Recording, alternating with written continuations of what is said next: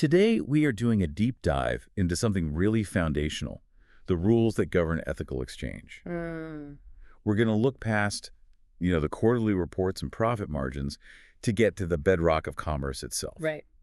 Specifically, we're exploring this meticulously constructed commercial framework that comes from centuries of analysis by Islamic scholars and jurists.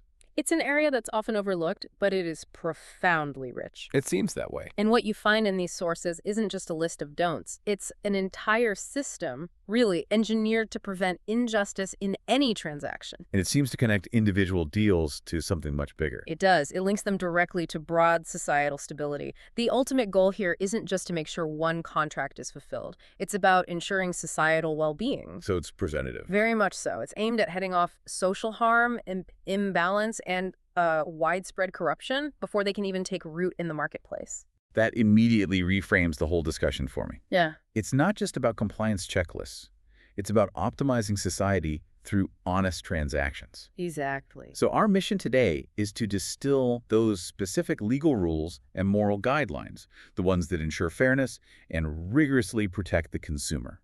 We're turning what might seem like dense legal philosophy into, well, surprisingly actionable insights. And insights that are arguably more relevant today than ever. Okay, let's unpack this. Let's start at the absolute beginning. What are the non-negotiables?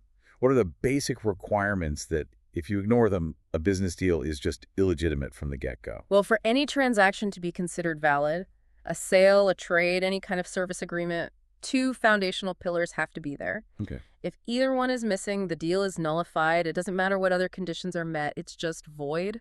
So tell us about that first pillar, the human element of the transaction. That would be mutual agreement and free will. Sounds simple. It sounds simple, but it is absolute. Both the seller and the buyer have to agree on the terms freely, transparently, and without any element of compulsion or oppression or exploitation from anyone. So the burden is on everyone involved to ensure that consent is real. Yes, the framework places that burden squarely on all parties. So if that core requirement is violated, if there's even a hint of coercion, what are the stated consequences? Is it just that the contract fails? Oh, it goes much deeper than just commercial failure. The sources are explicit. They state that when compulsion or exploitation is present, these actions directly undermine prosperity and peace. Undermine prosperity and peace. That's a heavy statement. It is, because the jurists saw these kinds of exploitative business practices as intrinsically destructive. They destroy the very fabric of society. Leading to social problems, profound imbalance, and corruption. So the transaction is invalid not just for, say, legal reasons, but because it's seen as a moral and a social contaminant. That really raises the bar. It challenges the idea that a deal is okay just because it's technically legal, especially if one party feels they had no other choice. It demands genuine, uncoerced consent. Okay, so moving to the second pillar, what are we actually allowed to buy and sell? Right. So the second pillar addresses the permissible subject matter. Meaning?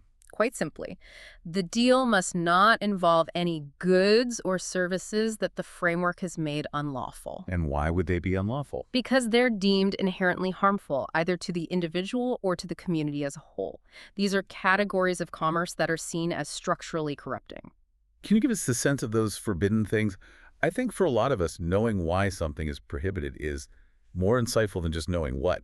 Certainly, and the source material is very clear on this. Three major categories that are often cited are usury, wine, and gambling. Let's start with usury.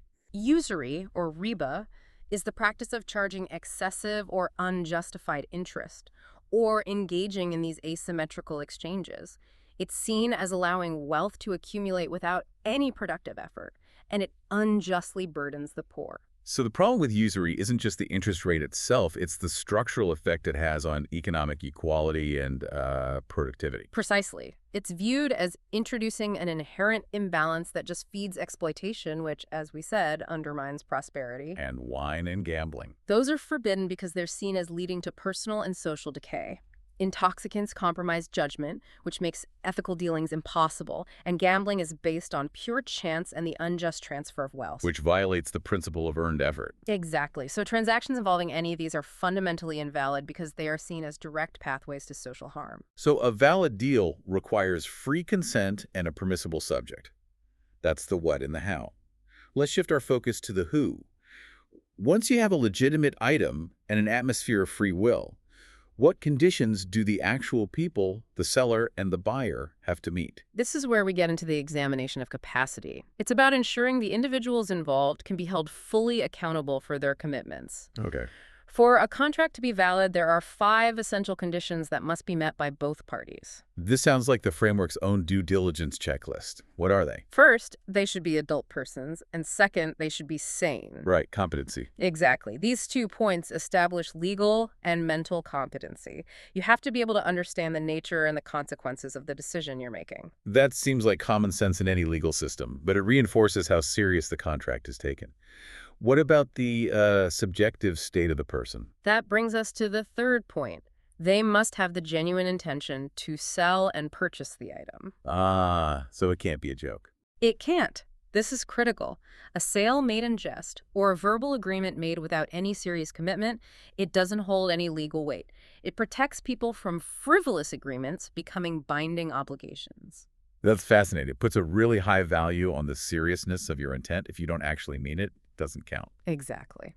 Then the fourth condition, this reinforces the core principle we started with. Free will. They must not have been coerced to sell or buy. If I'm forced to sign away my property, the contract is invalid, even if every other condition is met.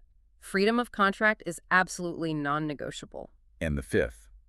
This one seems like the most direct protection against fraud. It is. The fifth condition is that they must be the rightful owners of whatever they wish to sell. You can't sell what you don't own. Simple as that. It's a powerful preventative measure against fraud, against theft, and selling disputed property. It ensures the chain of title is legitimate right at the moment of the transaction. So if you combine those 5 checks, you've got capacity, intent, freedom, and ownership, you're creating a highly secure foundation for any kind of commercial activity. That's the goal. But as you pointed out earlier, legality by itself isn't enough, so we've established the rules, but a functioning ethical system needs a moral compass.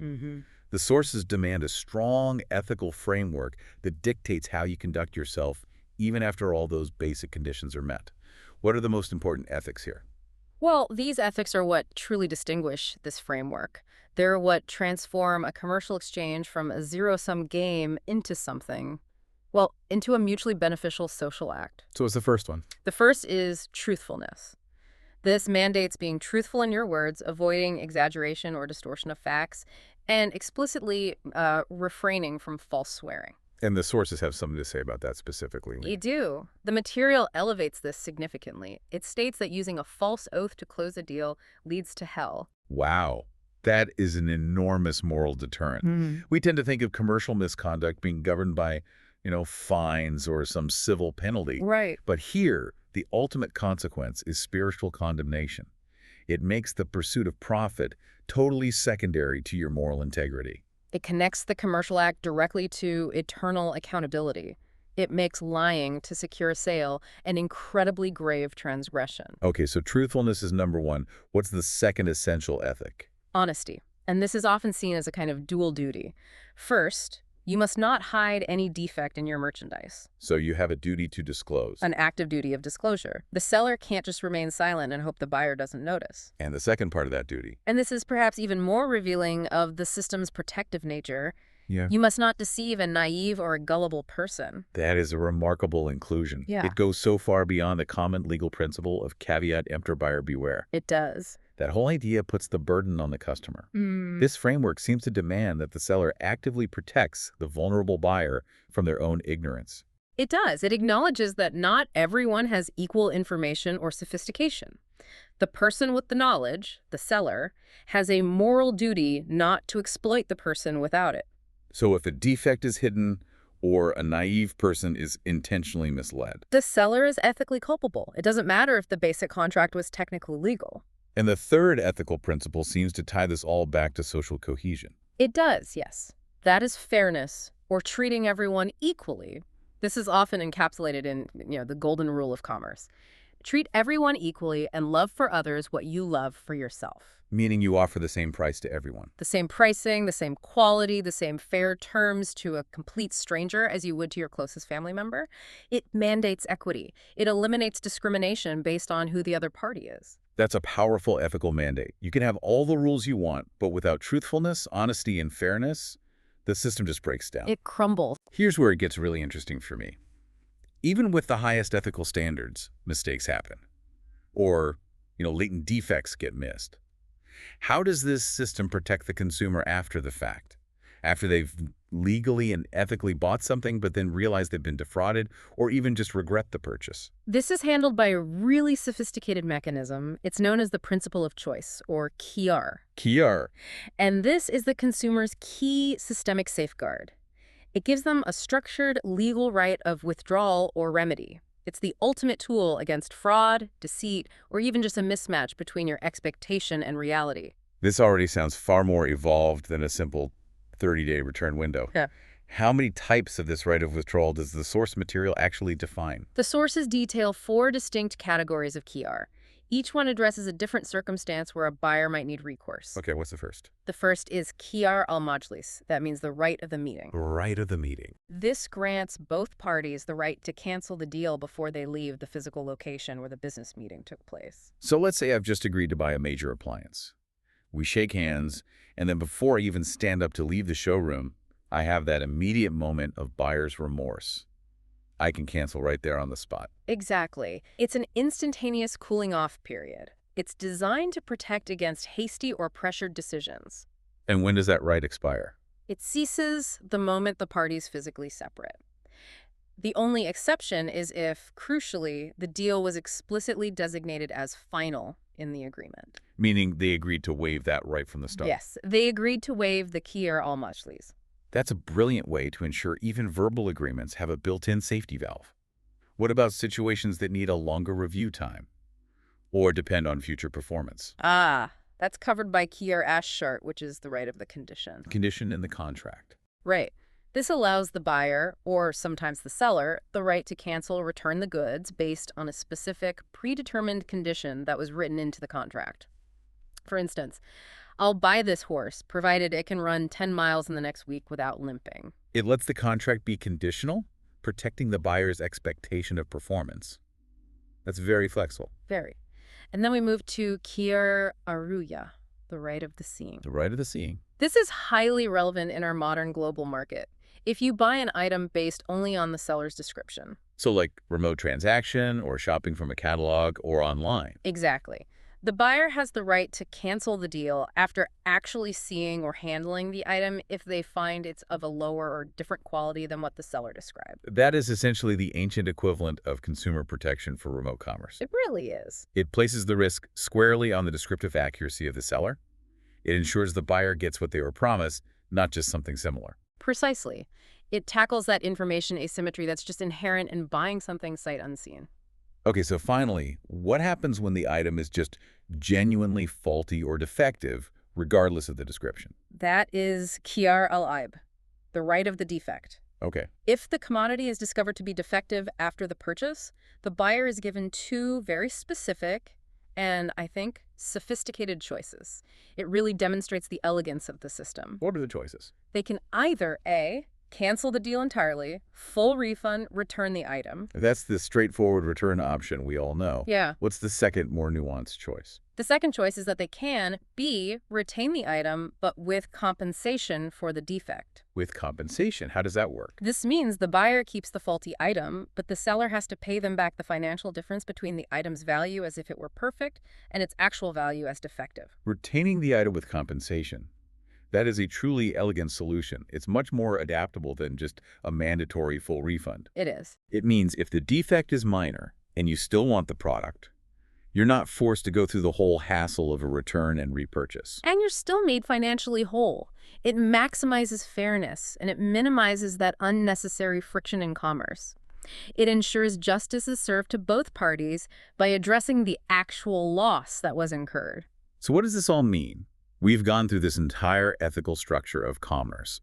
We started with the foundational pillars of legitimacy, moved through the capacity of the parties, laid out these rigorous ethical mandates, and then concluded with sophisticated consumer protections, like the principle of choice. I think the key takeaway is the absolute interconnectedness of law and morality in this system. Business validity rests on free consent, legitimate items, capable parties, and rightful ownership. And then layered over that. Layered over that is a powerful ethical mandate. It emphasizes truthfulness, honesty, and that includes protecting the vulnerable and absolute fairness. And the entire system, the conditions, the ethics, the QR, it all seems designed to maximize justice and prevent that social decay you mentioned at the start. It is. The sources make a very clear link. If you violate the prohibition against compulsion or usury or exploitation, you actively undermine prosperity and peace. The consequences are systemic. The market should be an engine for social good, not a platform for exploitation. Indeed. This framework serves as a profound, historical example of how you can legislate ethical concerns into the fundamental DNA of an economy. So the sources are clear that forbidden dealings like usury or gambling undermine prosperity and peace because they introduce exploitation and imbalance. Given the stringent conditions and ethics we've discussed, especially that absolute prohibition of coercion and exploitation because of the social harm they cause, here's a thought to leave you with. What modern business model, one that's common in our daily lives today, might these ancient principles deem fundamentally invalid because the systematic harm it causes to broad segments of the population outweighs any private gain? That's a question that really hangs in the air, connecting ancient wisdom to our current commercial challenges.